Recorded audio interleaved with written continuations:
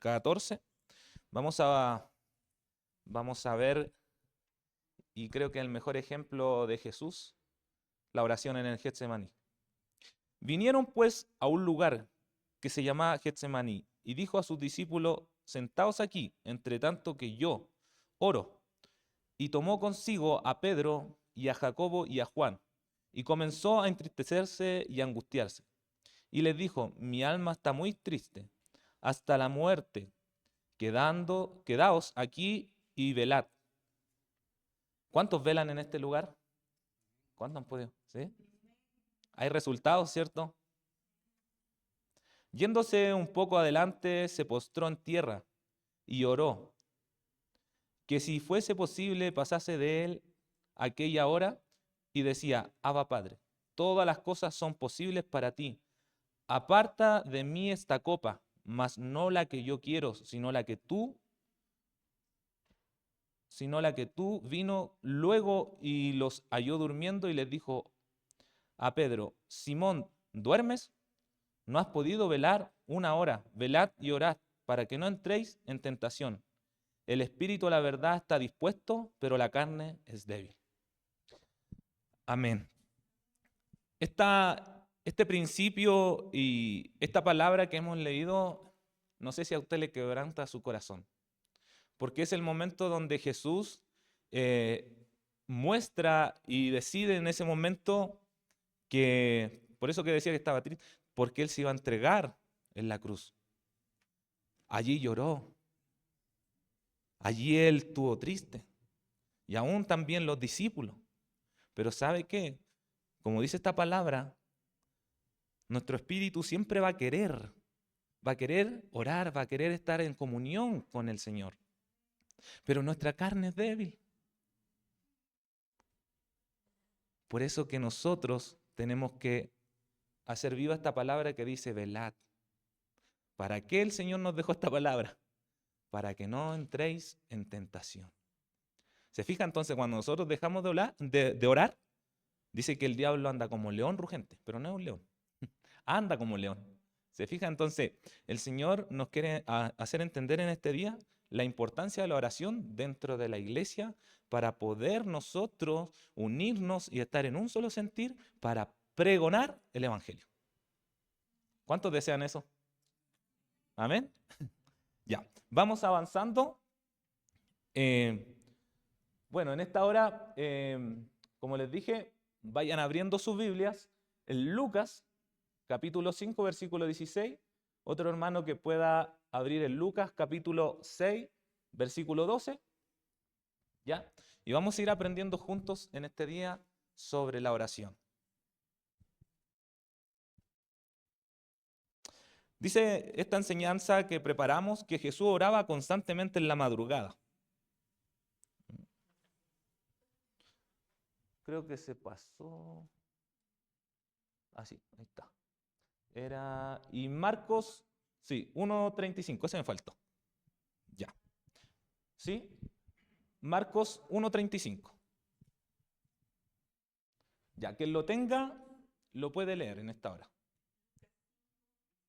No, Marcos 1:35. La palabra de Dios dice en Marcos 1:35: levantándose muy de mañana, siendo aún muy oscuro, salió y se fue a un lugar desierto, y allí oraba. Amén. La primera enseñanza que Jesús nos está hablando en este día, nos está diciendo cuál es el comienzo de nuestro día, cuál debería ser nuestra prioridad en el día a día de nuestra vida cristiana. ¿Cómo se levantó? ¿Cuántos de nosotros lo levantamos de mañana? Bueno, hoy entonces el Señor nos está ministrando nuestro corazón. ¿Para qué? Para que nosotros podamos estar velando, estar clamando todos los días. ¿Se fija entonces? La primera enseñanza es que Jesús, nosotros dice que tenemos al Espíritu Santo en nuestra vida. Nosotros somos la imagen visible de Jesús. Pero entonces, ¿cómo podemos ser una imagen visible si no tenemos esa oración y esa comunión con Él? ¿Se fija entonces? En este día el Señor está diciendo: ¿Mm? Iglesia, si ustedes quieren el poder del Espíritu Santo, si ustedes quieren pregonar el Evangelio, si ustedes quieren ver este lugar lleno de gente restaurada, tenemos que comenzar por algo, que es orar, lo que nos enseñó Jesús. ¿Se fija? Después dice que se apartaba. Lucas capítulo 5, versículo 16, ¿quién lo tiene?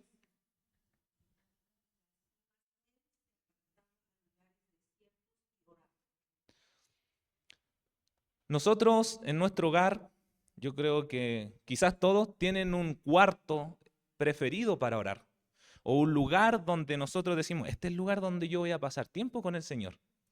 ¿Sabe que en nuestro hogar tenemos una pieza que está, mi esposa proyectó una imagen y la dibujó y todo? Colocamos un silloncito, todo, y ese lugar lo usamos para orar. Ese lugar lo ungimos, todo. Y es el lugar donde nosotros nos derramamos al Señor, donde oramos al Señor, donde tenemos amistad con Él. ¿Se fija entonces? ¿Qué está diciendo? Que nosotros no nos tienen que ver visiblemente orando, porque seríamos hipócritas, ¿cierto? ¿Dónde empieza el resultado o el fruto en nuestra vida? En lo íntimo. ¿Se fija? Usted no va a traer frutos y que lo vean orando aquí en la iglesia, sino que tiene que orar en su casa. Es el estilo de vida que el Señor nos está diciendo.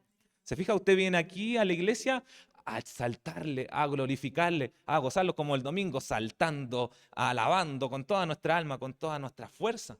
¿Se fija entonces? ¿Cuándo comienza nuestro día a día con el Señor? Nosotros el domingo venimos livianitos y saltamos y glorificamos al Señor. Pero cuando no oramos la semana, no nos preocupamos de alimentar este espíritu, ¿cómo andamos? Y venimos todos derrotados. ¿Se fija? ¿Sí o no? ¿Nos pasa? A mí me ha pasado.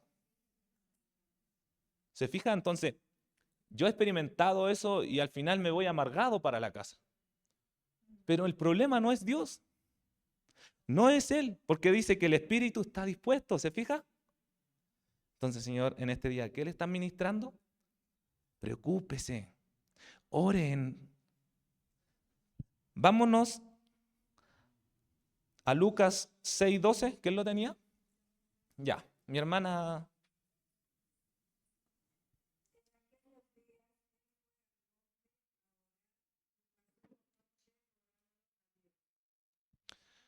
Y aquí es cuando dice velando. ¿Sabe que en un tiempo cuando el espíritu, cuando usted empieza a tener esa hambre por él, no sé si le ha pasado, pero empieza a tener esa hambre, empieza a tener como una sed dentro de usted y como que necesitas esa comunión con el orar. No sé si le ha pasado. ¿Sí? Bueno, Jesús nos está mostrando que a través de esta forma nosotros podemos ser saciados por Él. Cuando dicen los salmos, como el siervo clama por las aguas. ¿Cuántos somos?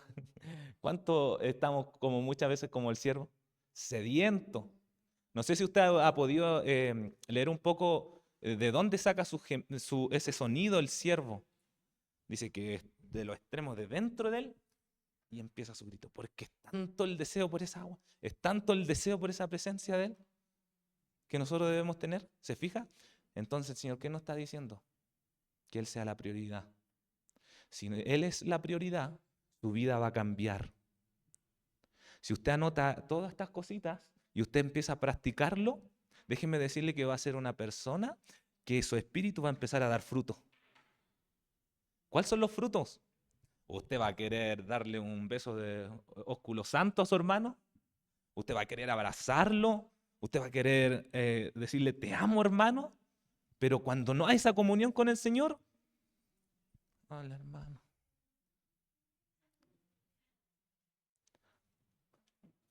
Alégrense. ¿Se fija? Entonces, cambia eso, ¿cierto? Cambia cuando uno tiene comunión con el Señor y usted quiere amar, quiere abrazar, vamos a predicar, vamos acá, vamos allá. Pero cuando no tiene esa oración con Él, no sucede eso porque estamos desanimados, estamos desnutridos. Pero el Señor en este día los quiere nutrir. Amén. ¿Vamos aprendiendo? Entonces apartaba, Oraba, velaba y había propósito. Entonces, cuando usted ora, hay propósito en su vida. Dios le muestra la voluntad que quiere con su vida. Mediante la oración, usted puede encontrar la voluntad de Dios en su vida. Es la única forma, hermanos. Jesús nos enseñó a orar. Y eso tiene que traerlo a su memoria todos los días. Como le dijo los discípulos, enséñanos a orar, Señor. En este día Dios le está diciendo, esta es la forma de orar. Esta es la forma que Dios, Jesús le está enseñando en este día. La adoración, la búsqueda de su reino, la provisión y dependencia, el perdón y arrepentimiento, guía y protección. Y todo lo que pidieras al Padre en mi nombre, lo haré. Todas estas cositas deberían estar en nuestras oraciones. Padre nuestro que estás en los cielos, santificado sea tu nombre. Adoración. ¿Se fija? Padre nuestro. Adoración. Después dice, la búsqueda de su reino. Venga tu reino. Hágase tu voluntad como en el cielo, así también aquí con nosotros.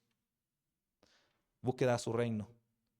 ¿Están esas partes en sus oraciones? ¿Están estas cualidades en sus oraciones, estos puntos? Provisión y dependencia. Y eso es lo que yo le estaba hablando. El pan nuestro de cada día, danos hoy. Esa es la palabra de Dios. El perdón y arrepentimiento. Perdónanos nuestras deudas como también nosotros perdonamos a nuestros deudores. ¿Cuántos perdonan a sus deudores o los persigue? ¿Cierto? La guía y protección. Y no nos metas en tentación, mas líbranos. ¿Qué pasa cuando oramos? ¿Qué nos libra el Señor? ¿Se fija? Juan 14:13, no sé si alguien lo puede buscar. Bueno, esto resumido más que nada. Y todo lo que pidiera el Padre en mi nombre, lo haré. Entonces, ¿qué pasa dentro de la oración? Cuando oramos al Señor sinceramente, Él lo hace. Él lo hace. ¿Cuánto lo ha visto en su vida reflejado? ¿Lo tiene alguien? Ya, léalo. ¿Sí?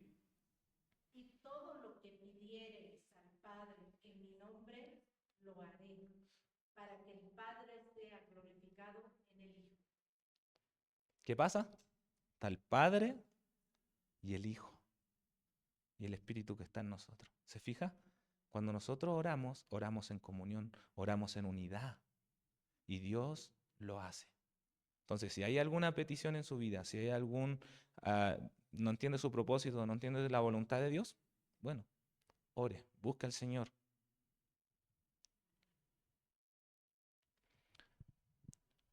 Y aquí nos vamos, pasa la otra a mi hermano.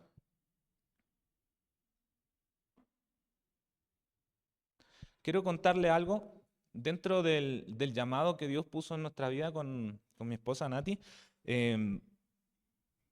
Nosotros nos frustrábamos. ¿Sabe por qué? Porque, Señor, ¿por qué no me hablas? Señor, ¿por qué no me dices qué es lo que quieres conmigo? Si llevo tantos años en la iglesia, pero Señor, ¿qué quieres conmigo? ¿Y sabe qué me dijo el Señor? ¿Quieres saberlo? Bueno, pregúntele a mi esposa. No, no. En ese momento que nosotros empezamos a vivir este proceso, el Señor nos entregó varias palabras. Y en esas palabras, Dios nos habló en el Salmo 2, Salmo capítulo 2, versículo 8. Y el Señor ahí nos habló y estábamos los dos orando juntos. Por eso que los matrimonios siempre tienen que estar orando juntos, porque allí Dios trae propósito, trae la voluntad y le habla a los dos juntos. Entonces, en ese momento, cuando nosotros oramos, ¿cómo se puede decir acá? Nosotros ya decimos, cayó la presencia de Dios, se derramó la presencia de Dios con poder y nos dijo, pídeme, hazlo a leer, pídeme por herencia y te daré la nación. Sí, lo vamos a leer, a ver, para que no me digan que... Sí. Se los leo al tiro. Pídeme y te daré por herencia las naciones y como posesión tuya los confines de la tierra. Esa fue la palabra clave que el Señor nos entregó para entender lo que Él quería con nosotros. Pero esto duró harto tiempo porque tuvimos que orar, tuvimos que quebrantarnos, tuvimos que derramarnos ante Él. Entonces, si usted quiere entender el propósito de Dios en su vida, tiene que orar, tener comunión con Él. Y ahí el Señor le va a hablar. Yo le puedo hablar a través de la palabra, a través de un hermano. Como el hermano le comentaba a Nati, ayer me habló unas palabras que el Señor me había hablado hace muchos años atrás. Me dijo 3 palabras que Dios me había dicho. Yo no sabía predicar todavía. Y en mi iglesia yo participaba en los jóvenes. Y en ese momento me dijeron, ya, te toca predicar. Amén, le dije. Como en los jóvenes uno se siente cómodo, expresa una reflexión nomás. Y me dijeron, ya, pero nos toca ir a Lautaro. Hay un pueblito chiquitito que está hacia más o menos la cordillera. Nos dijo el pastor, ya, tienen que ir y están invitados a Lautaro y te toca predicar a ti. Imagínense cómo me puse yo. Nervioso, ¿qué voy a hablar, Señor? ¿Qué voy a hablar? ¿Qué voy a hablar? Y un día en la noche, antes de acostarme, hablaba de todo, y el Señor me dijo, cuando estés parado ahí, yo voy a hablar por ti. No va a ser tu conocimiento, no va a ser tu capacidad. Y en ese momento me quedé tranquilo. Y yo igual dije, voy a preparar algo, voy a empezar a hacer algo porque uno dice, a veces duda, dice, ¿y si no puedo hablar nada? Y en ese momento, cuando empezaba a predicar, empezaban a salir las palabras solas. Y me dijo, siempre cuando tú prediques voy a hablar yo. No vas a ser tú, me decía. Pero yo porfiado. Y en el tiempo después, yo soy bueno para escribir. Entonces en ese momento, en el tiempo, yo me puse un poco estructurado y cuadrado. Y escribía. Y el Señor ha empezado a tratar mi vida en la forma que el Espíritu Santo vaya dirigiendo mis palabras. Que no sea yo. Y ese día me acordé, pues, cuando usted me habló, y me vino el recuerdo de lo que el Señor me había hablado. Y ahí el Señor me decía, déjate dirigir, el Espíritu Santo. Y ahí tuve un encuentro con el Espíritu Santo. El encuentro con el Espíritu Santo, estaba durmiendo un día y una voz como una trompeta, mis oídos se expandieron fuerte y empecé a transpirar, quedó la cama toda mojada. Y una palabra me decía, hónrame y yo te honraré. Hónrame. 3 veces me dijo, cuando Dios, en la palabra de Dios, siempre cuando recalca algo es porque es algo importante. Cuando usted le dice en la casa, no hagas eso a los niños, ¿cierto? Es algo importante. Entonces, hónrame y yo te honraré. Hónrame y yo te honraré. Y sabe que desde allí yo empecé a obedecer a él. No sabía que era honrar, po, que yo era una persona que no sabía de la palabra, no. Y seguí mi camino nomás, pero siempre temeroso del Señor. Siempre hacía lo que Él quería, siempre respetaba a mis padres, siempre hacía lo agradable a Él. Y después con el tiempo entendí que es honrar. Es hacer lo que hizo Jesús. No mi voluntad. Que pase de mí esta copa. Aleluya. ¿Cuántos pueden decir esas oraciones? Señor, no mi voluntad, sino la suya. Aleluya. ¿Se fija? Eso es tener una relación con Él y el Señor le va a hablar. Bueno, y ahora quiero hablarles sobre construir una relación. ¿Qué es construir una relación? Comunicación. ¿Con quién? Ahí está. Con Jesús, lo que hemos hablando. Una comunicación personal. Todos los días. Y un estilo de vida. ¿Qué es esto? Lo que nosotros hacemos todos los días, orar, es una expresión de su corazón. O sea, cuando nosotros nos arrodillamos y nos postramos ante Él, Y usted muchas veces no le salen muchas cosas de su boca, que dice que de la abundancia el corazón habla la boca, ¿cierto? Entonces, ¿qué hay en su corazón? ¿Hay adoración hacia Él? ¿Glorifica a Él en medio de la oración? ¿Cómo hace sus oraciones? Yo no vengo a establecerle o a decirle cómo ore, sino que le estoy diciendo, ¿hay una humillación al orar al Señor? ¿Hay una forma de glorificar y adorarle? Porque en la oración nosotros también adoramos y glorificamos al Señor. No tan solamente cuando cantamos. ¿Se fija? Entonces tiene que haber eso en nuestra oración. Entonces, todo esto nosotros tenemos una relación con el Padre, con el Hijo y el Espíritu Santo. Eso es construir una relación. No sé si quiere sacarle una foto o algo para que usted pueda ir entendiendo este mensaje. Entonces, ¿qué es la oración?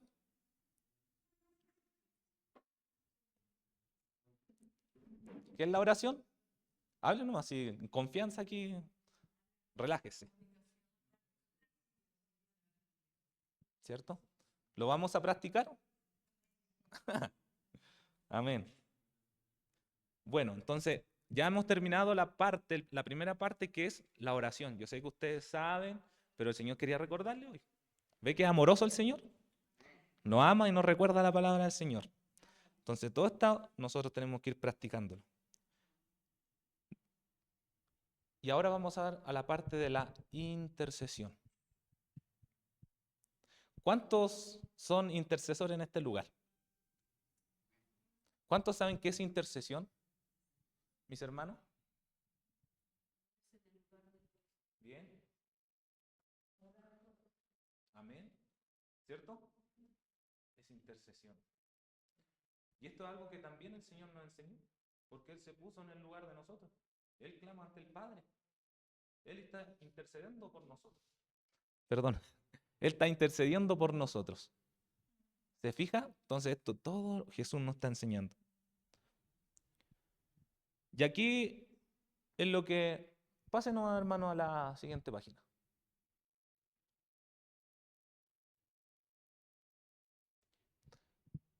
Entonces, como dijo la hermana, la intercesión tiene que ver, y ahora vamos a buscar para seguir avanzando, los versículos. Génesis, no, para atrás.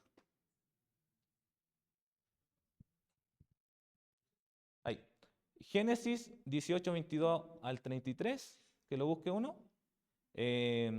Éxodo 32, 11 y 14. Romanos 8, 34. Y Romanos 8, 26 al 27. Entonces, la intercesión tiene que ver con el medio o favor de otros. ¿Se fija? No tiene que ver conmigo.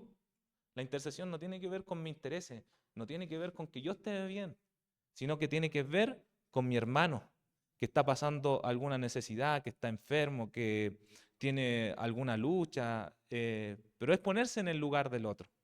¿Se va entendiendo? Y esto se presenta siempre delante de Dios y clamando por mi hermano. Usted puede ayunar por un hermano que no puede ayunar. También lo puede hacer. Entonces, ¿quién tiene a Abraham? Génesis capítulo 18, 22 al 33. Que lo pueda leer.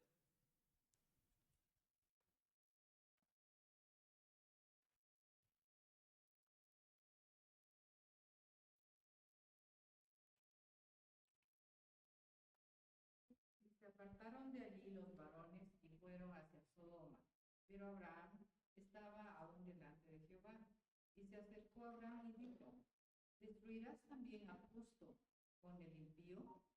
Quizás haya 50 justos dentro de la ciudad. ¿Destruirás también y no perdonarás al lugar por amor a los 50 justos que estén dentro de él? Lejos de ti el hacer tal, que hagas morir al justo con el impío y que sea el justo tratado como el impío. Nunca tal hagas. El juez de toda la tierra no ha de hacer lo que es justo. Entonces respondió Jehová, si hallare en Sodoma 50 justos dentro de la ciudad, perdonaré a todo este lugar por amor a ellos. Y Abraham replicó y dijo, he aquí, ahora que he comenzado cansado a hablar al Señor, aunque soy polvo y ceniza, quizás faltarán de 50 justos, justos 5. ¿Destruirás por aquellos 5 toda la ciudad? Y dijo, no la destruiré si hallare ahí 45. Y volvió a hablarle y dijo, quizás se hallarán allí 40. Y respondió, no lo haré por amor a los 40. Y dijo, no se enoje ahora mi señor si hablare, quizás se hallarán allí 30. Y respondió, no lo haré si hallaré allí 30. Amén. Y dijo, he aquí ahora que he emprendido el hablar a mi señor, quizás se hallarán allí 20. No la destruiré, respondió, por amor a los 20. Y volvió a decir, no se enoje ahora mi señor, si hablare solamente una vez, quizás se hallarán allí 10. No la destruiré, respondió nuevamente, por amor a los 10. Y Jehová se fue, luego que acabó de hablar a Abraham, y Abraham volvió a su lugar. Señor, ¿se olvidó de ellos o los perdonó? El amor de Dios, ¿se fija? Cuando uno clama por un pueblo, cuando uno clama por un hermano, Dios escucha. Dios perdona, Dios sana, Dios restaura. ¿Se fija? Abraham oró, intercedió y el Señor perdonó. ¿Por qué? Aunque haya uno justo, que hayan dos justos, el Señor allí está. Es importante ser hijo de Dios, porque si usted puede ir en un bus, el Señor, quizás ese bus se iba a estrellar, usted se subió, y el Señor dirigió ese vehículo y no se estrelló o no se dio vuelta. ¿Se fija? Por uno. Por eso usted dice muchas veces, ¿por qué pasa esto? ¿Por qué pasa esto otro? Es porque Dios lo mira a usted. ¿Se fija? Vámonos a Éxodo 32, 11. ¿Qué lo tenía? Sí, del 11 al 14. El 11 y el 14. Entonces Moisés oró en presencia de Jehová su Dios y dijo, oh Jehová, ¿por qué has encendido tu furor contra tu pueblo que tú sacaste de la tierra de Egipto con gran poder y con mano fuerte? Entonces Jehová se refirió y le dijo que había de hacer a su pueblo. ¿Se fija lo que pasa cuando todos estos ejemplos de la Biblia, Moisés, Abraham, intercedían y Dios respondía? ¿Se fija que es importante nosotros orar por nuestros hermanos? Orar por cada necesidad que esté pasando en la iglesia, Dios responde. Nunca cuando usted ore, Dios se va a hacer el sordo. Dios siempre escucha el clamor de su pueblo. ¿Por qué? Porque su pueblo humilla su corazón. No humilla su parte física, sino que humilla su corazón. ¿Y Romanos 8:34? ¿Quién lo tiene? Amén. Dele, hermana. ¿Quién es el que condenará? Cristo es el que murió, más aún el que también resucitó, el que además está a la diestra de Dios, el que también intercede por nosotros. Amén. ¿Quién intercede por nosotros? ¿Quién es el que justifica? ¿Que hablan el domingo? Que Él es el único justo. Nosotros no somos nadie para condenar a las personas, sino que Él vino a rescatar lo que estaba perdido. Solo a través de Jesucristo, Él hace justo a las personas. ¿Se fija? Romanos 8:26 al 27. Dele, hermano. Y de igual manera el Espíritu nos ayuda en nuestra debilidad. Pues, ¿qué hemos de pedir como conviene? No lo sabemos, pero el Espíritu mismo intercede por nosotros con gemidos indecibles. Mas el que escudriña los corazones sabe cuál es la intención del Espíritu, porque conforme a la voluntad de Dios intercede por los santos. ¿Usted sabe más o menos qué es con gemidos indecibles?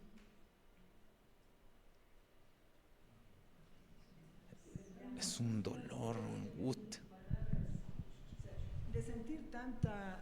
De sentir tanto dolor o compromiso, no salen palabras, sino que es el gemir de adentro que sale, ¿no?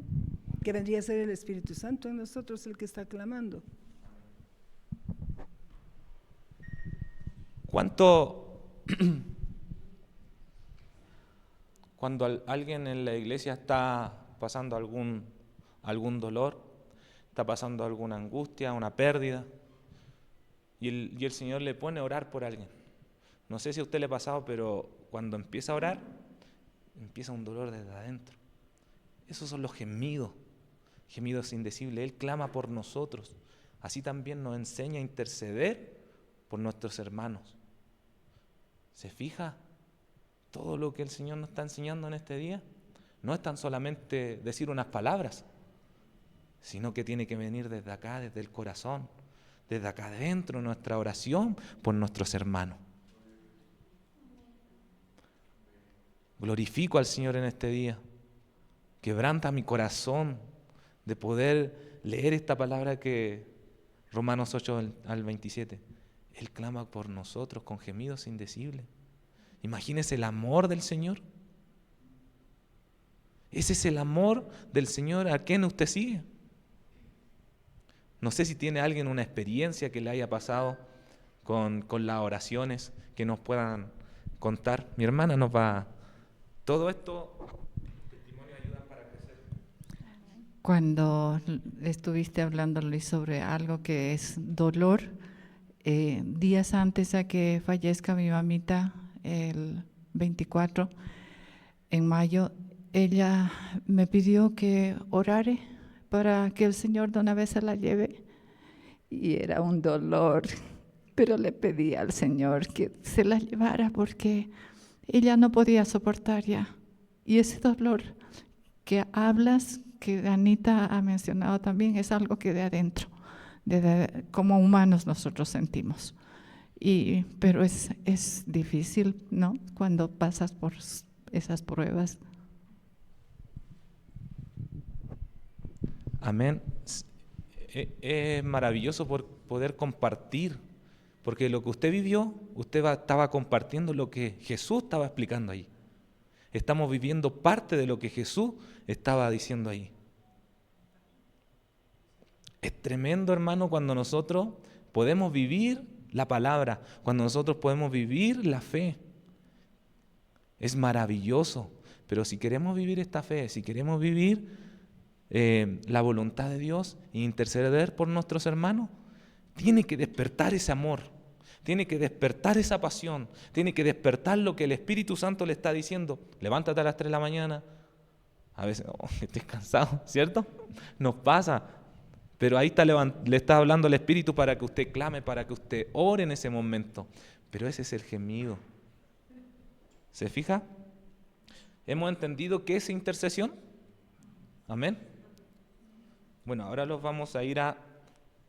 ¿Cuántos saben qué es la guerra espiritual? No es la guerra con su hermano,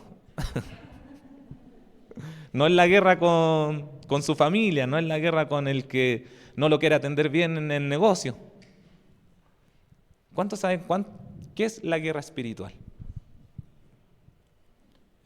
Coméntenos, hermano, para que podamos participar, podamos aprender. ¿Quién quiere hablar? ¿No?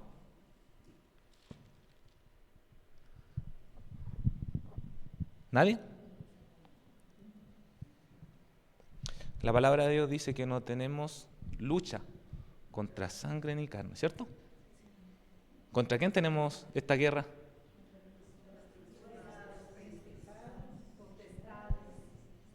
Entonces ya no vamos a hacer guerra contra el hermano, no vamos a hacer guerra contra el del negocio,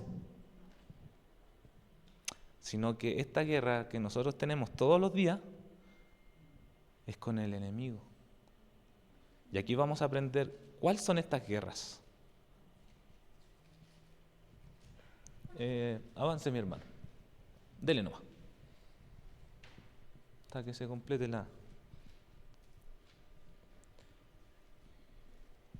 se pasa. Ahí sí, ya. Entonces, como le estaba diciendo, es la lucha espiritual que se vive todo creyente. Desde que usted reciba al Señor, desde ahí empiezan las guerras espirituales. No se usan armas físicas, sino espirituales. ¿Cuántos usan la guerra espiritual o usan la guerra física? El verdadero conflicto no es contra personas, sino contra las fuerzas espirituales que buscan oponerse a la voluntad de Dios. Siempre cuando uno quiere hacer algo para Dios, siempre el enemigo se va a oponer. Pero dice la palabra de Dios que Él está postrado de los pies, está vencido. ¿Cuántos tienen fe con eso? Él está vencido. ¿Está vencido? Dígalo con autoridad. Amén, así, ¿ve? Porque el Espíritu Santo está en usted y ese le da autoridad para decir que está vencido. Él no tiene autoridad sobre mi vida, Él no tiene autoridad sobre mi familia, Él no tiene autoridad sobre mis amigos, Él no tiene autoridad sobre este país. Esa es la autoridad que el Señor le ha dado a su iglesia. ¿Se fija? Entonces no es que nosotros vayamos a tirarle, en Chile le decimos lagrimógena al presidente o al vecino, no sé, a las micros. ¿Se fija? Entonces, así no se combaten las guerras, sino que se combaten en oración, clamando al Señor, ayuno, ¿cierto? ¿Cuánto ayunan acá? ¿Sabes qué? Yo estos días comentaba y decía, qué difícil ayunar acá, qué difícil. Está muy difícil ayunar porque avanzo una cuadra, un localcito de comida, avanzo otra cuadra, otro local. Entonces... es como cuando hay quesito en la casa y el ratón sí. Pareciera que fuera así. Entonces es muy difícil. Pero todas esas cosas, esas armas que el Señor nos ha dado, son la oración, ¿cierto? El ayuno, que nosotros debemos tener cada día. Cuando existe la guerra espiritual. ¿Cuándo existe esta guerra espiritual? Cuando usted recibió a Cristo en su corazón. En ese momento empieza esa guerra espiritual. ¿Por qué? Porque Dios dice que Él creó al hombre a su imagen y semejanza. ¿Qué vino a hacer el diablo? A destruir esa imagen y semejanza. ¿Se fija? Entonces siempre Dios, cuando puso al hombre en el huerto,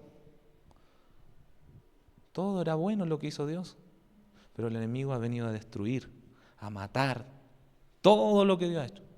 Pero más ustedes son valientes de poder estar en este lugar, de poder perseverar en esta fe.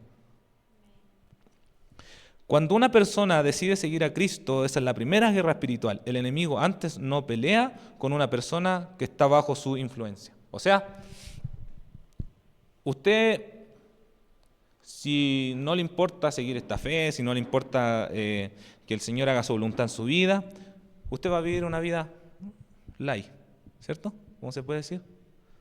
Pero cuando usted se empieza a colocar en la voluntad del Señor, déjeme decirle que hay guerra. ¿Por qué? Porque usted va a ser una antorcha encendida que va a alumbrar, va a encender a otros. Usted es la luz del mundo y va a poder dar esa luz a aquellos que están en tiniebla. Por eso que hay guerra espiritual. ¿Cuántos han tenido guerra espiritual? Entonces, ¿ah? Está bien. Ay. Hay un detalle que, hablando de lo que tú nos estás compartiendo, los días domingos, el primero en llegar a la iglesia, ¿saben quién es? Satanás. ¿Saben por qué? Porque ahí empieza la lucha espiritual. Amén. No va a meterse con el mundo porque el mundo Amén. ya le pertenece. Amén. Es con nosotros, los hijos de Dios, que desde el momento en que estamos preparados el día domingo para venir a la iglesia, es cuando empezamos a tener una guerra espiritual. Amén. Y lo vamos a notar esto con el dicho con la esposa, con los hijos, que Sí. el auto no funciona y que Amén. se cruza. ¿Saben? Todo el tiempo es el enemigo que está pretendiendo hacer una lucha con nosotros, una pelea con nosotros, para que no vengamos a la Amén. iglesia.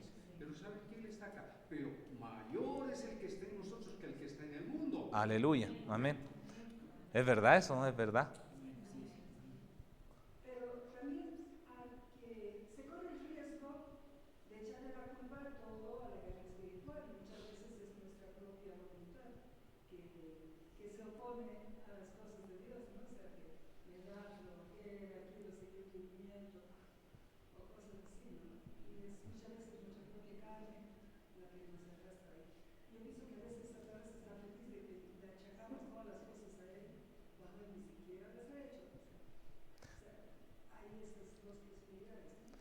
Claro, lo que dice el hermano es una gran verdad, porque siempre el enemigo va a ocupar, porque esa es una estrategia del enemigo, son estrategias que él usa para que usted no sea bendecido. También puede ser que el día sábado usted se pueda acostar tarde, porque está con familia, y después le da sueño, ¿cierto? Y no se puede levantar. Pero ahí está también el dominio propio. Sí, el Señor nos dio el dominio propio. Es decir, no, mañana voy a ir a la iglesia, ¿cierto? Y es verdad, se puede pinchar una rueda, no sé, se acabó la batería. ¿Sabe qué? Voy a contarle una experiencia. Voy a mostrarle una foto para que siga corriendo. Antes de nosotros venir para acá, tuvimos guerra espiritual. ¿Sabe por qué? Porque Dios quería bendecirlo a ustedes. Quería restaurar este lugar. Quería direccionar a las personas. Y los que tienen un llamado, el Señor los quería poner de nuevo en la brecha. El que pone la mano en el arado no debe soltarla. Tiene que seguir haciendo surco. O el que pone la mano en la mancera no tiene que retroceder.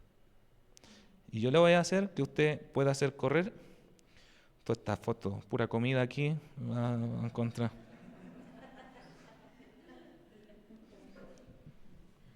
Hágala correr para allá.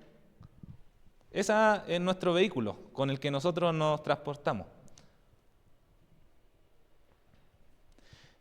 Ese vehículo es el que nos transporta hacia la iglesia, nos transporta a hacer todo, ir al trabajo, todo.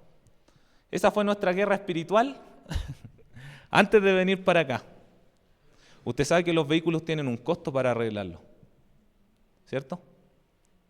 Ese mismo día nosotros teníamos al otro día un bautismo y tenían que ir hermanos también y teníamos que llevarlos. Como dice el hermano, a veces el enemigo usa de una otra manera para que nosotros no podamos cumplir el propósito de Dios en su vida. Eso que nos pasó a nosotros, ese vehículo es totalmente casi nuevo. Es difícil que le pueda pasar algo malo. Bueno, ese día nosotros estábamos de aniversario con Nati. Veníamos recién de la mantención de los 50.000 kilómetros de la camioneta. Recién veníamos happy y todo. Pasamos a la Copet, donde allá se llama Copet para echar benzina, va petróleo. Veníamos happy, vamos más rato, vamos a ir a comer, vamos a ir a disfrutar nuestro aniversario de matrimonio. Llevaba la flor atrás de la camioneta, todo preparado. Y avanzamos unos par de kilómetros. ¿Y sabe qué pasó? No sentimos nosotros, no sabíamos. Se soltó el filtro por donde pasa el petróleo. Usted sabe qué pasa con el petróleo, ¿cierto? Se puede incendiar, te podéis dar vuelta, todo.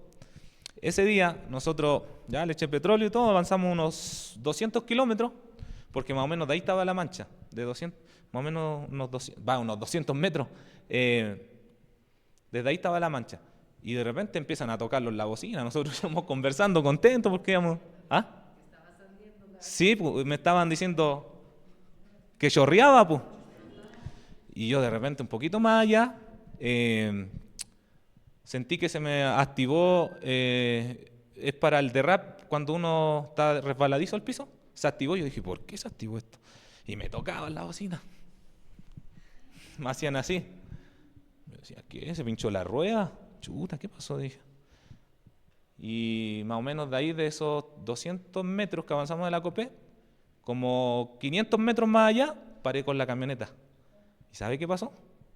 Toda la camioneta, la parte de abajo, se chorreó con petróleo. La rueda, la parte de abajo, todo. Pero Dios nos guardó. Dios nos protegió. Y yo glorifico al Señor en este día. ¿Sabe por qué? Porque el diablo fue avergonzado. El enemigo fue avergonzado, fue derrotado. ¿Se fija? Entonces, nosotros podríamos haber muerto ahí porque la rueda con el petróleo se resfala. Esa fue nuestra guerra espiritual. El mecánico me dijo, claro, el mecánico, bueno, tuvimos que llamar a la grúa, todo eso tiene un costo y teníamos que guardar un poquito más de plata para venir para acá, ¿cierto? Pero el Señor proveyó todo. En ese momento llegó el de la grúa, echamos arriba y todo. Yo dije, oh, ¿cuándo me va a salir esto? No dije eso. ¿Sabes lo que pasó? ¿Sabe que cuando uno está en la voluntad de Dios, pase lo que pase, Dios trae paz sobre tu corazón? No hay nada que pueda intervenir en los planes del Señor. En ese momento, con Nati, y la verdad que cuando pasa eso, como hombre uno a veces actúa de una manera como darle a la camioneta, ¿cierto? Pero sabe que actué con paz. Y ese es el Espíritu Santo. Y eso es cuando uno está en la voluntad de Él, le trajo paz, tranquilidad. ¿Y sabe qué hicimos? Oramos. Lo primero que hicimos fue orar, porque decimos, esto es guerra espiritual. Ya llegamos al taller y el mecánico llegó, levantó la camioneta, todo, la miró y todo, dijo, ¿qué pasó aquí? Estaba suelto el filtro de petróleo. Me dijo, aquí hay algo raro, me dijo. Porque nosotros no intervinimos en el filtro en el portafiltro. Me dijo, aquí le hicieron una broma o algo raro pasó aquí, me dijo, porque eso es imposible que pueda haberle pasado. Lo apretó y la camioneta anduvo bien. ¿Se fija? Cuando uno va encaminado hacia la voluntad de Dios o hacia el propósito de Dios, siempre van a haber interrupciones. Pero usted tiene que glorificar a Dios en ese momento, adorarle en todo proceso, en todo proceso que usted esté pasando, glorificarle. ¿Por qué? Porque Dios lo está encaminando hacia el propósito. Ya. Entonces, lo que decían nuestros hermanos, mi hermana Ana y mi hermano, son realidades que nosotros vivimos día a día.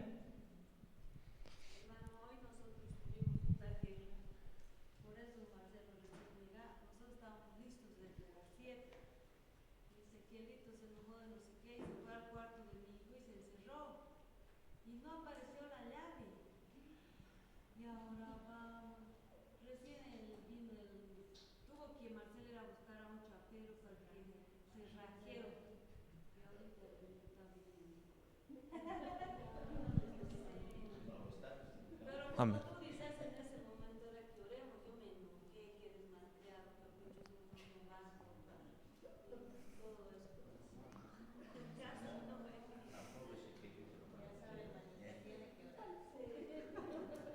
Hermano, ¿se fija que seguir al Señor no es cualquier cosa?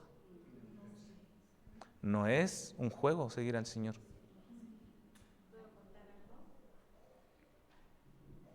Cada vez que tenía que arreglarme para venir a la congregación hace unos 10 años, mi esposo se volvía lento y yo quería venir. Esa era mi misión para que él conozca al Señor, ¿no? Lento, y se ponía a lustrar su zapato en 1 hora. Es que era prolijo. Era impresionante.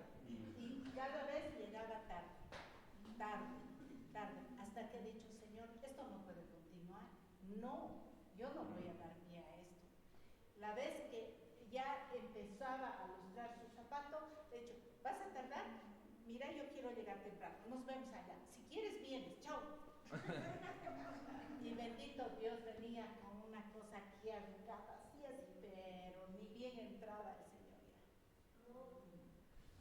ya. ¿Se fija? Son todas estas cosas que nosotros, cuando seguimos al Señor, siempre van a haber ciertas circunstancias que nos van a decir, no siga, como decía el pastor el día domingo, el enemigo siempre va a venir a decir a su mente, tú no sirves, pero esto otro, y siempre lo va a querer sacar del propósito de Dios. Y allí es donde comienza toda la guerra espiritual en nuestra mente, ¿cierto? Y estas circunstancias, pero ¿sabe qué? Si usted está aquí, si usted está caminando es porque Dios tiene un propósito con usted. Y eso no lo deje pasar. Dios tiene un propósito con su vida. Aunque haya guerra, aunque haya cualquier cosa, usted siga adelante. Aunque se sienta cansado, arrodíllese al lado ahí y ore. Aunque usted esté cansado, venga a la iglesia porque dice cuando los hermanos se reúnen, ¿qué hay? Bendición. Bendición, vida eterna. Aquí hay bendición, hermano. Entonces cuando usted esté así agobiado, esté triste, esté pasando por diferentes circunstancias, usted viene aquí a la iglesia y usted va a ser bendecido. Puede el Señor, un hermano, el Señor le habla, ora, restaurado. ¿Se fija? Pero mayor es el que está en nosotros, como dijo el hermano, que el que está en el mundo. Entonces, Mateos 11:12 dice, el reino de los cielos sufre violencia. Y aquí quiero ver a los violentos. ¿Cuántos violentos hay acá? Amén. Bueno, el reino de los cielos sufre violencia y los violentos lo arrebatan. ¿Qué significa violento? No significa que... o violento físicamente, sino una persona con carácter. Señor, yo tomo esto, arraigado. Esto es mío, esto es lo que tú me diste, tú tienes propósitos conmigo. Yo voy a ir acá, tú me diste esto. ¿Se fija? Eso es tener autoridad. Eso es ser violento. No tiene que ver con una violencia física.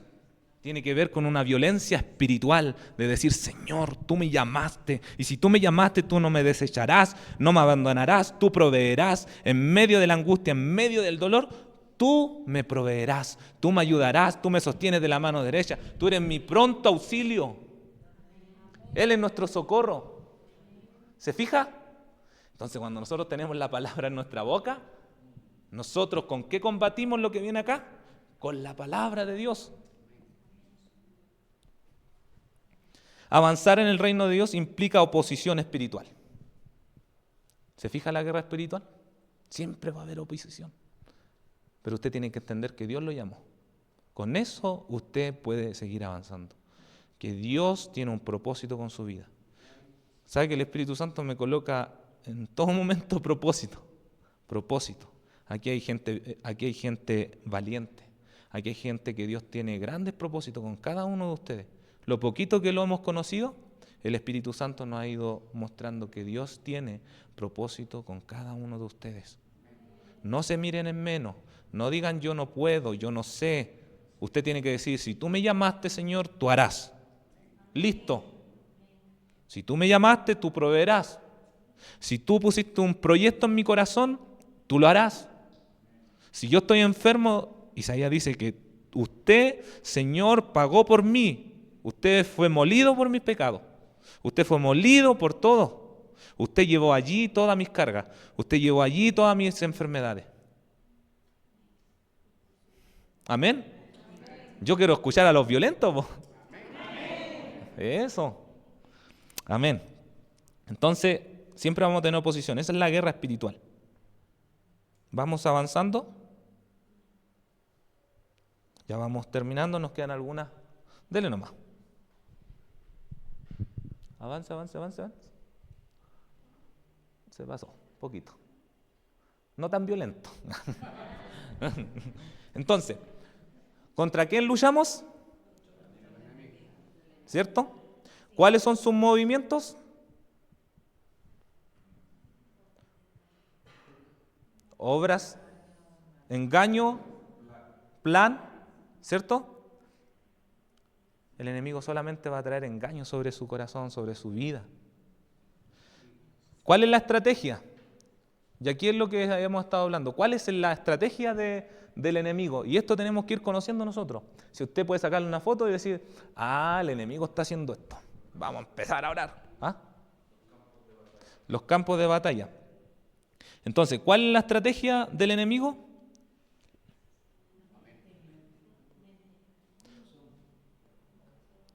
Aquí comienza todo. Aquí comienza todo. Si usted hoy ha venido con una mente diciendo, yo no puedo, yo no sé, capaz, podría ser, en esta hora el Señor le dice, no os conforméis a este siglo, sino que sea renovada nuestra mente. Renovada nuestra mente. Todo el vino viejo, fuera. Tiene que venir el vino nuevo. El problema no es el vino, es el odre. Si hoy su odre se está derramando el vino y no está pudiendo contenerlo, tiene que en este día entender que Dios quiere derramar su vino nuevo sobre su vida. Amén. Entonces, el campo de batalla es la mente. Entonces, cuando vengan esos pensamientos, usted tiene que decir no, no, no y no. ¿Se fija? Entonces, ¿dónde después? El corazón. ¿Por qué en la mente? Porque después de lo que está acá, pasa al corazón. No, mi vecina es mala, ¿no? La vecina, oye, esto hizo la vecina. Entonces, cuando usted quiere saludar a la vecina, ok, voy a estar saludando a mi vecina. ¿Dónde empezó el problema? ¿O en la iglesia? Hoy el hermano no me saludó. Hoy no me cantaron feliz cumpleaños. Hoy estaba necesitado hoy día y nadie me bendijo. ¿Qué más puede pasar dentro de la iglesia? La murmuración, el chisme. ¿Qué más? Pero entonces, ¿quién es el problema? La mente, pues hermano, aquí está el campo de batalla. Entonces usted tiene que renovar la mente, renovar la mente, renovar la mente. Ese es el campo de batalla. Después pasa al corazón. Entonces, cuando yo pienso esto, se viene al corazón. Entonces, del corazón, ¿qué pasa? Amargura, ¿cierto? ¿Qué más pasa en el corazón? ¿Y la tristeza qué hace? ¿Dónde se refleja? En el rostro, ¿cierto? Nuestras palabras son como una flecha. ¡Pah! Destruimos al hermano con nuestras palabras. ¿Por qué? Porque ya el enemigo causó acá y causó acá. Y ese es el problema. Cuando el enemigo empieza aquí, pasa acá. Y después del corazón empieza, empieza a lanzar y empieza a destruir. Porque ¿para qué nuestra boca? ¿Para qué? Para bendecir.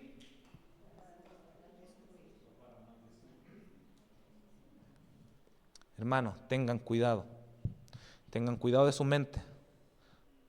¿Por qué? Porque eso le va a producir al corazón, le va a traer amargura.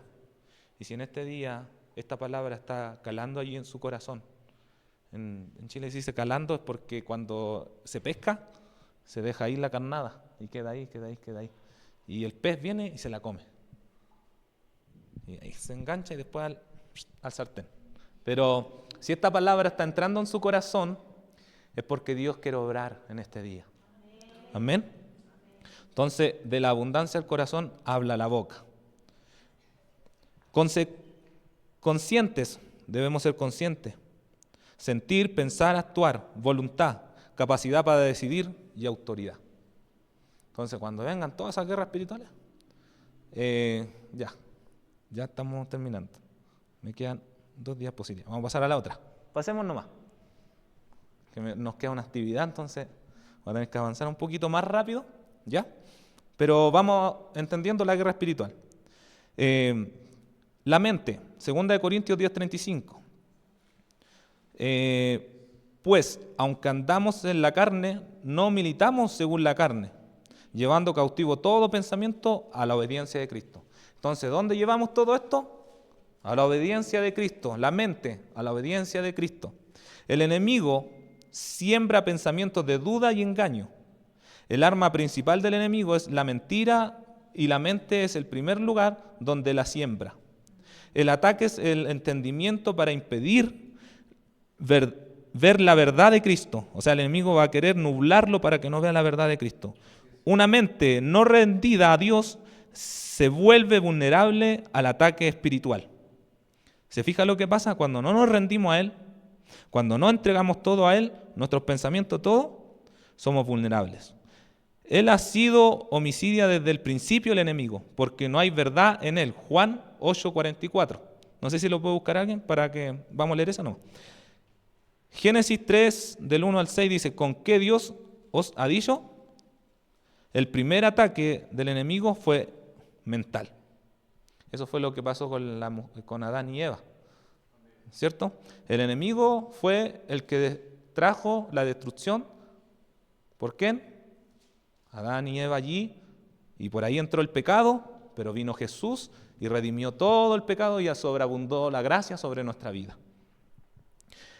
¿Qué trae esto? Duda, confusión, distorsión de la palabra. Job 1, versículo 2 dice, el enemigo intenta destruir la percepción de Job contra Dios. Dios no es bueno, Dios te quitó todo. ¿Usted conoce la historia de Job? Job podría haber dicho, no, ¿para qué voy a seguir? Dios le quitó todo. ¿Qué haría usted en este tiempo?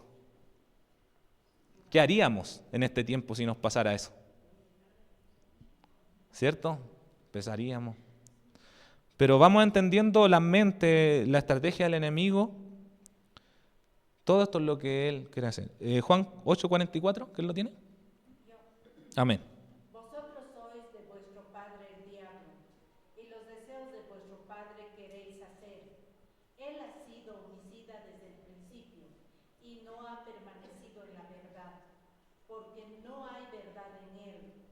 Cuando habla mentira, de suyo habla, porque es mentiroso y padre de mentira. Amén. ¿Se fija quién es el enemigo? ¿Qué causa? ¿Y qué es lo que hace? Pero él es mentiroso desde el principio. Avancemos, hermano. A la siguiente. El corazón. Sobre toda cosa guarda, ¿qué cosa? Tu corazón, porque de él mana la vida. Cuando nosotros decidimos cualquier cosa, siempre viene desde el corazón. Entonces, por eso debemos guardar nuestro corazón ante cualquier decisión. El corazón es atacado, ¿cierto? Las decisiones, las actitudes, la palabra, la conducta. Todo eso se produce cuando el enemigo ataca. Entra la duda, se enfría la fe, no hay confianza en Dios. ¿Cuánto se le ha enfriado la fe? ¿Cierto? Pero todo eso lo siembra el enemigo, hermano. Todo esto. Entonces, el hombre bueno, del buen tesoro de su corazón, saca lo bueno. ¿Cuántos tienen un corazón bueno? Amén.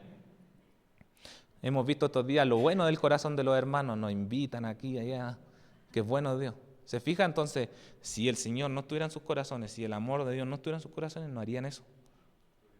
Ese es el amor de Dios. Con el corazón se cree. Romanos 10:10. Entonces, de aquí tomamos todas las decisiones. Aquí, cuando nuestro corazón no está bien, cuando nuestro corazón no está alineado a Dios, tomamos las malas decisiones. Entonces, ante cualquier cosa, brevemente, ore al Señor. Colóquese en la voluntad del Señor para tomar las buenas decisiones. De la abundancia del corazón habla la boca, Mateo 12:34. El temor, el rechazo, amargura, el corazón endurecido. Todas estas cosas son las que pasan en nuestro corazón cuando no está alineado al Señor. Hay temores, ¿cierto? ¿Cuántos han tenido temores? ¿Cuántos han tenido rechazo? ¿Cuántos han tenido amargura? ¿Qué lo produce eso? ¿Cierto? Lo que habíamos leído. Tenemos que guardar nuestro corazón. Ya estamos terminando y vamos a hacer una actividad después hermosa. Siguiente, mi hermano. Vamos a la boca. Y aquí está el gran problema. Aquí está la clave donde no tenemos que poner un bozal, como se dice. La palabra también dice que nos debemos cuchillo a nuestra garganta, un bozal, ¿cierto?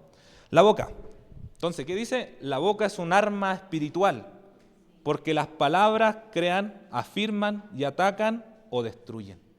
O sea, sus palabras o van a ser para bendecirlo, o van a ser para destruirlo, pero nosotros como hijos de Dios no hemos venido para destruir, no hemos venido para atacar a las personas, sino para traer vida, para mostrarles a Jesús, para restaurar la vida a través del Espíritu Santo. Él es el que hace todas las cosas. Pero cuando nuestro corazón está mal, de ahí, boca. Por eso el enemigo busca usar la boca. Si logra controlar lo que hablamos, influye en lo que creemos y vivimos. O sea, si el enemigo empieza a controlar su vida, van a empezar a producir todas estas cosas. Ahora usted medita y dirá, ¿qué es lo que estoy hablando? ¿Qué es lo que estoy haciendo? ¿O mi boca está haciendo para bendecir o está haciendo para destruir?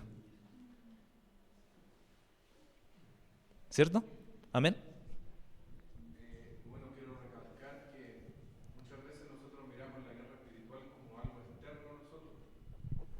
Peleamos contra demonios, contra cosas que están externas, pero no nos damos cuenta que el campo de batalla está en nosotros mismos. O sea, el diablo nos hace que nos despista para mirar hacia allá, ¿cierto? A los demonios, a esto, a estas cosas.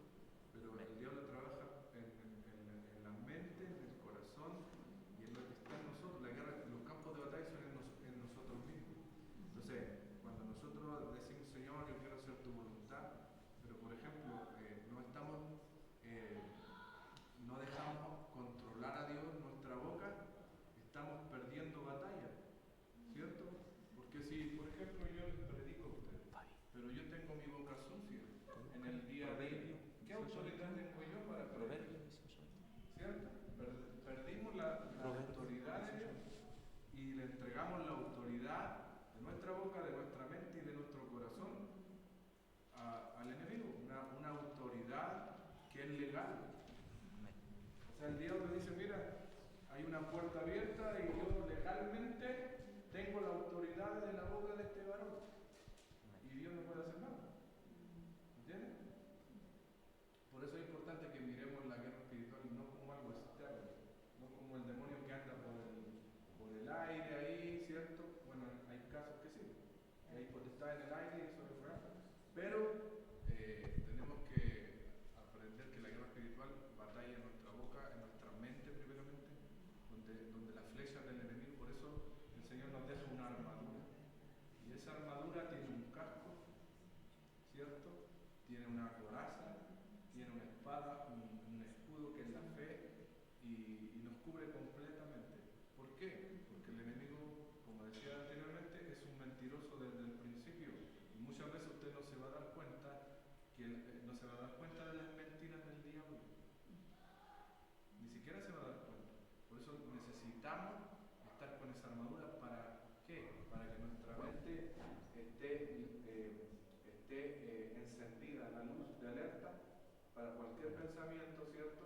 Cualquier palabra que salió de mi boca contra mis hijos, contra mi esposo, las hermanas que tienen sus esposos que no son convertidos muchas veces fallan en esto, porque no perseveran, ¿cierto?, en refrenar su lengua, sino que quieren pelear con sus propias fuerzas. Pierden batalla y dicen, ¿por qué mi marido no llega? Si yo persevero, si yo estoy, si yo hago esto, si yo oro, si yo ayuno.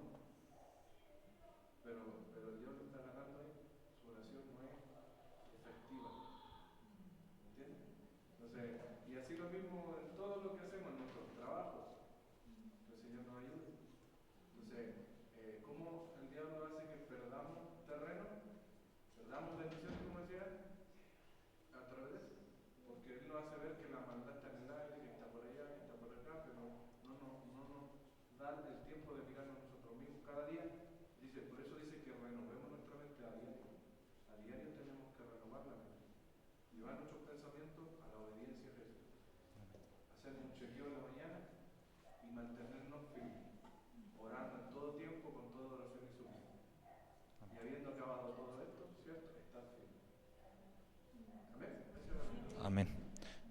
Incluso Pablo decía que luchaba con eso, pues. Decía, no es lo que yo quiero hacer, decía Pablo, sino es la carne, esta carne, este pecado de esta carne es lo que quiere. Pero más la gracia de Dios abundó en Pablo. Y eso es lo que debemos entender, lo que dice el pastor, que nosotros debemos cuidar nuestra boca. No llegar a casa y decir, oh, qué estofo. Sí, o responder, ¿cierto? Entonces esto todo nos está enseñando el Señor para ir poniéndolo por práctica. Bueno, la muerte y la vida están en el poder de la lengua. ¿Ya? ¿Estamos claros? ¿Cierto? Mi hermana Fabiola puede leer Proverbios 18, 21. La muerte y la vida están en el poder de la lengua, y el que la ama comerá de sus frutos.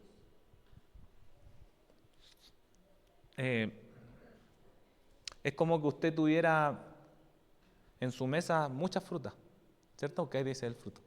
Y si usted le colocará a cada fruto un nombre, ¿cierto? Y usted comiera ese fruto, lo va a saborear, lo va a decir, ¿cierto? Este fruto.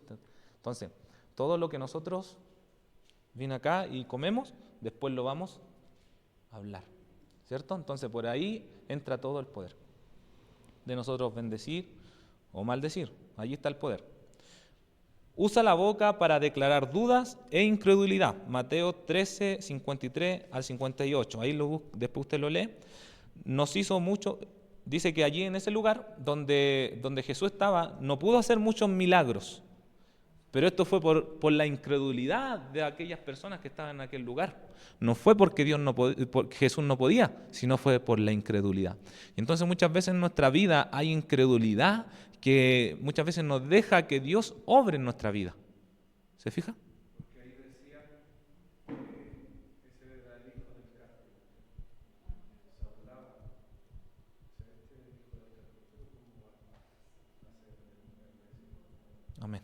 La boca tiene no se va a sanar si esa enfermedad es grave. Esa enfermedad no es de muerte. Nosotros comenzamos a decir, tiene poder para destruir o para activar vida o no. Entonces esta boca es para bendecir, como decíamos, o maldecir. Para que se maldiga a sí misma, para contaminar.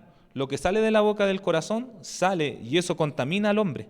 Mateo 15, 18. Entonces, lo que sale de nuestra boca va a contaminar. Va a contaminar. Entonces, cuando usted... y esto pasa muy comúnmente a nivel mundial. ¿Por qué se destruyen las cosas? En la iglesia, la mayoría de las veces, es porque nuestra boca contamina. Todo lo que sale de nuestra boca. Y yo lo he vivido en carne propia. En Chile, en la iglesia donde yo estaba...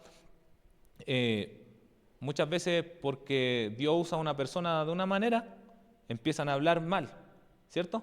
Y eso que ellos empezaron a hablar, empezó a contaminar al otro, y empezó a hablar mal, y empezó a hablar, y al final contaminó a todos con una sola palabra, y vino destrucción, ¿cierto?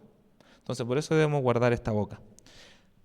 Opone la palabra de Dios si eres hijo de Dios, para sembrar temor. 10 bocas llenan de temor, contagiaron todo el pueblo. Números 10, 9 al 10. No sé, este es el último diapositiva, no sé si lo puede buscar alguien. Números 10, capítulo 10, versículo 9 al 10. Sí, Números, capítulo 10, versículo 9 al 10. Ya. Dice, y cuando salieres a la guerra en vuestra tierra contra el enemigo, que es molestares, tocaréis alarma con las trompetas, y seréis recordados por Jehová vuestro Dios, y seréis salvos de vuestro enemigo. ¿Se fija todo lo que puede la boca destruir? Nuestra boca lo que puede hacer, contaminar, colocar palabras. Entonces, el 10, ese me falta. Y en el día de vuestra alegría y en vuestra solemnidad y en los principios de vuestros meses tocaréis las trompetas sobre vuestro holocausto y sobre los sacrificios de paz, y serán por memoria delante de vuestro Dios, yo Jehová vuestro Dios. Entonces, por eso, hermano, no tan solamente lo que usted habla destruye a una persona, destruye a muchos. No sé si usted lo ha visto real. Entonces, ¿qué podemos entender de la oración, la intercesión y la guerra espiritual?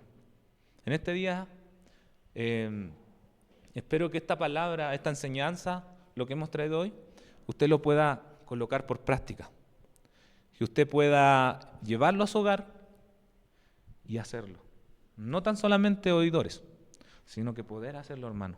Aquí están las herramientas. Aquí están las herramientas que hemos traído. Y usted tiene que combatir al enemigo con esto. Entonces, la boca revela quién gobierna el corazón. Ahora, voy a pedirle, vamos a hacer una dinámica. Amén. ¿Sí? ¿Puedo leer una versión ¿Sí? sobre lo que es la lengua? Está en Santiago 3, del 4 en adelante. Dice, mirad también las naves, aunque tan grandes, son llevadas de impetuosos vientos, son gobernadas con muy pequeño timón, por donde el que las gobierna quiere. Así también la lengua es un miembro pequeño, pero que se jacta de grandes cosas. He aquí cuán grande bosque enciende un pequeño fuego. Y la lengua es un fuego, un mundo de maldad. La lengua está puesta entre nuestros miembros y contamina todo el cuerpo y inflama la rueda de la creación. Y ella misma es inflamada por el infierno, porque toda naturaleza de bestias y aves, de serpientes y de seres del mar se doman y han sido domadas por la naturaleza humana. Pero ningún hombre puede domar la lengua, que es un mal que no se puede refrenar, llena de veneno mortal. Con ella bendecimos al Dios Padre y con ella maldecimos a los hombres que están hechos a la semejanza de Dios. De una misma boca procede bendición y maldición. Hermanos míos, esto no debe ser así. ¿Acaso alguna fuente hecha por una misma abertura, agua dulce y amarga? Hermanos míos, pues ¿puede acaso la higuera producir aceitunas o Amén. higos? Así también, ninguna fuente puede dar agua salada y dulce. Amén. ¿Se fija lo que puede producir nuestra boca? Entonces, lo que está en nuestro corazón, lo que habla nuestra boca, va a reflejar quién nos gobierna. En esta hora, ¿estamos listos, Josué? Si tú puedes pasar acá, Padre.